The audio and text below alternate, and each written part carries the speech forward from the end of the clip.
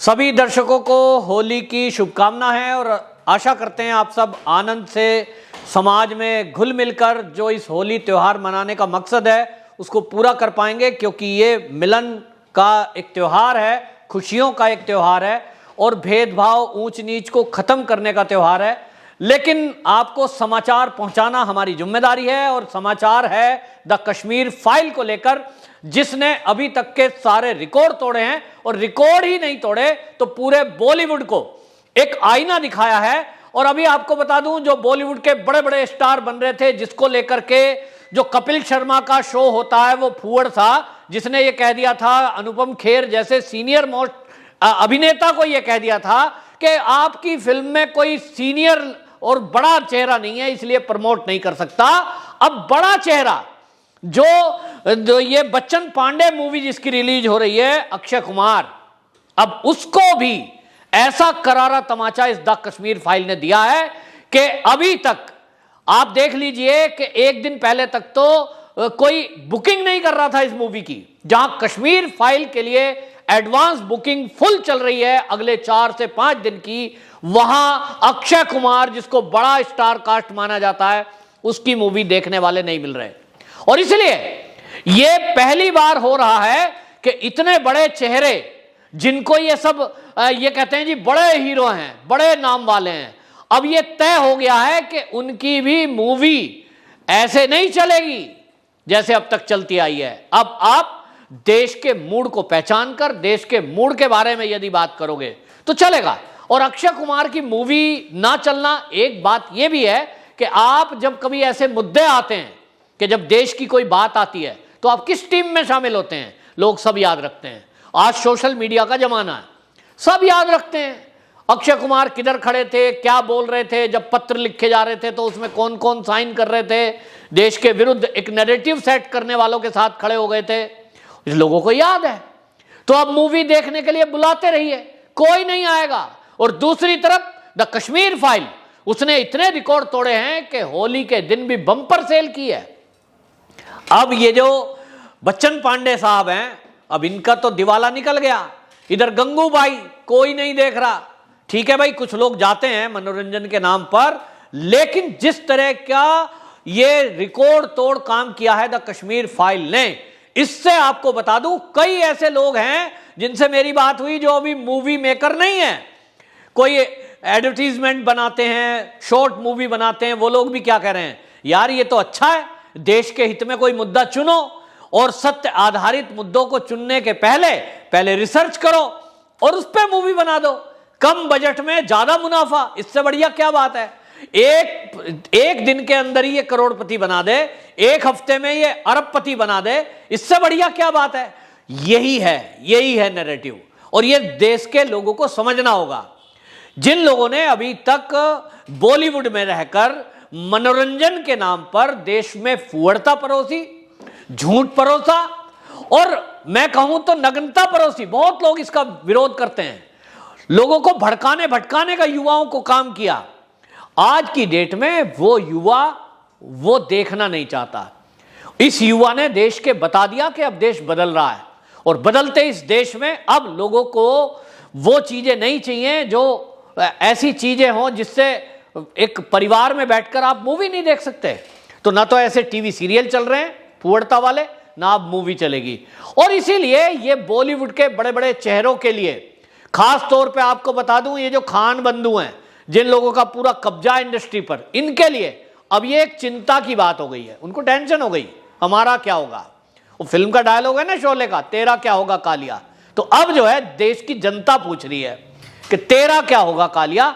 अब जब तुम लाओगे मूवी, देश की जनता तुमसे हिसाब करेगी, और हिसाब करने का पब्लिक का बढ़िया तरीका है, जीरो से हीरो बना दे, ये देश की जनता है, और ऊपर से नीचे ला दे, ये भी देश की जनता है। हमने देखा है कि जिस तरह से अब ये नेपोटिज्म के नाम पर पोल खुली थी, सुशांत सिंह राजपूत का जब मुद्दा सामने आया था, उसको लेकर के जिस तरह से देश में युवा एकजुट हुआ था, मुद्दा तो दब गया क्योंकि उसके कोई सबूत गवाह ये सब सामने नहीं आए, लेकिन एक मुद्दा वहीं से निकल के आया, और वो ये कि बॉलीवुड में कुछ लोग ऐसे हैं जिनको इतना अहंकार है कि उनके नाम से मूवी चल जाएगी।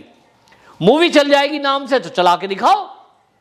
अभी अक्षय कुमार जी आए, इनकी मूवी आई।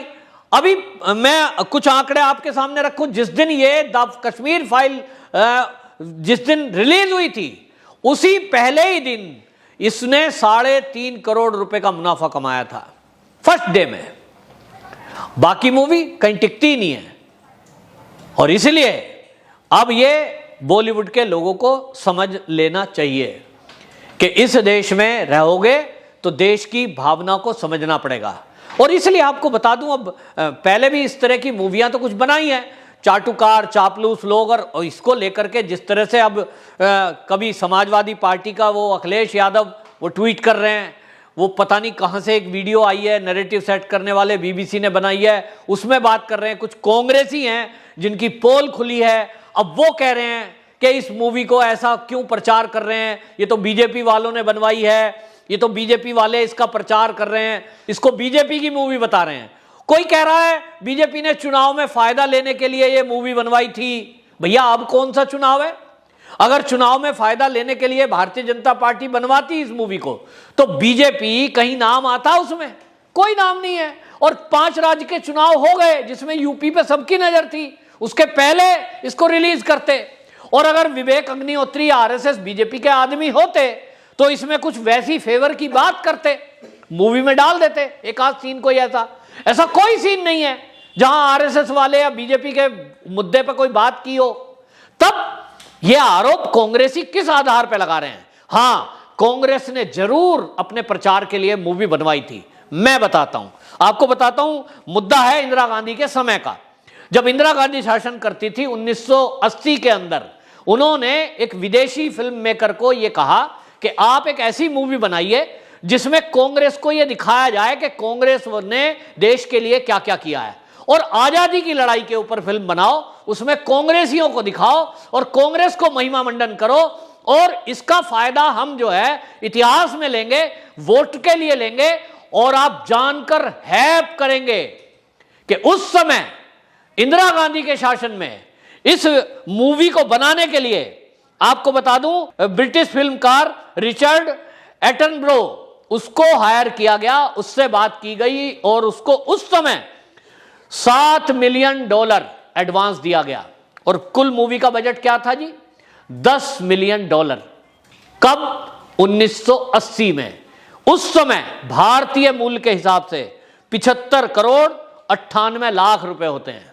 अब इसको आज की तुलना में ले लो, 40 साल बीत गए, आज की तुलना में कितने पैसे होते हैं? और ये क्यों दिए गए थे ब्रिटिश फिल्मकार को? आपको एक मूवी बनानी है जिसमें कांग्रेस पार्टी को बढ़ा चढ़ाकर दिखाया जाए कि देश की आजादी की लड़ाई तो कांग्रेस ने लड़ी है, बाकी जो क्रांतिकारी थे वो तो कहीं थे ही नहीं। और उस पर मूवी बनी, मूवी रिलीज हुई, और वो रिलीज मूवी हुई 30 नवंबर 1982 को ये मूवी रिलीज हुई। इसके बारे में विक्रांत जो है एक वो ट्वीट करके पूरा आंकड़ा देते हैं कि किस तरह से सूचना प्रसारण मंत्रालय जो भारत सरकार का था उसकी स्क्रिप्ट को स्क्रीनिंग कर रहा था। वो समझ लीजिए सरकारी आदमी लगाए गए कि ये मूवी मेकर है, इसकी मदद करें और इसमें ध्यान ये रखा जाए कि कोई भी ऐसा वर्ड ना हो जाए जिससे कांग्रेस का महिमा मंडन ना हो रहा हो। अब आप समझ सकते हैं कांग्रेस के शासन काल में किस तरह से पीआर कंपनियों को हायर किया जाता था, किस तरह से दूरदर्शन का दुरुपयोग किया जाता था, किस तरह से पत्रकारों को खरीदा जाता था। आज वो कांग्रेस और विपक्ष वो इस मूवी पर सवाल उठा रहा है, इसको बीजेपी की बताकर, जिसका कोई बीजेपी से लेना देना नहीं है। ये तो बात है कि आज वो मूवी बनी, ये बात अलग है कि उस विवेक अग्निहोत्री को कश्मीर से, जम्मू से धमकियां मिल रही थी, तू मूवी बना रहा है हम मार देंगे। क्यों धमकी मिल रही थी भाई? क्या किसको पेट में दर्द था इस मूवी के रिलीज होने से? निश्चित रूप से कोई तो ऐसे राजनीतिक दल के लोग हैं जिनको इस मूवी से दिक्कत थी, क्योंकि उनका सच सामने आ रहा है। आज जनता ये समझ चुकी है कि कौन लोग थे इसके पीछे। क्या कांग्रेस, जब आप देखिए कि अपनी बड़ाई के लिए एक मूवी बनवा सकती है और उसमें अरबों रुपए दे सकती है, सरकारी तंत्र का दुरुपयोग कर सकती है, वो कांग्रेस देश के महापुरुषों के ऊपर मूवी नहीं बनवा सकती?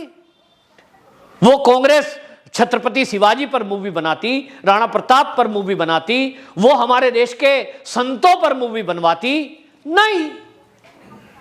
ऐसा काम नहीं करेंगे। 70 साल शासन में रही कांग्रेस, महापुरुषों की जीवनी तो छोड़िए, इतिहास में जो पढ़ाया जा रहा था वो पुस्तकें गायब कर दी। आज सवाल उठा रहे हैं द कश्मीर फाइल पर, और इसलिए जनता को गुस्सा है।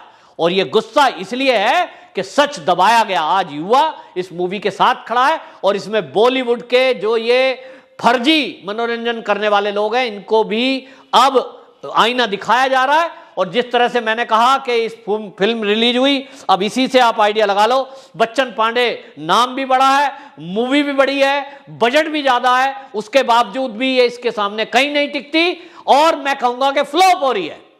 लेकिन उधर द कश्मीर फाइल हिट पे हिट है। यह है जनता का प्यार। एक बार फिर से आप सभी को होली मंगलमय हो, और आप सभी प्रेम से होली मनाएं, और इस वीडियो को ज्यादा से ज्यादा शेयर करें ताकि लोगों तक सच जाए। सच पहुंचाना भी हमारा एक कर्तव्य है। वंदे मातरम।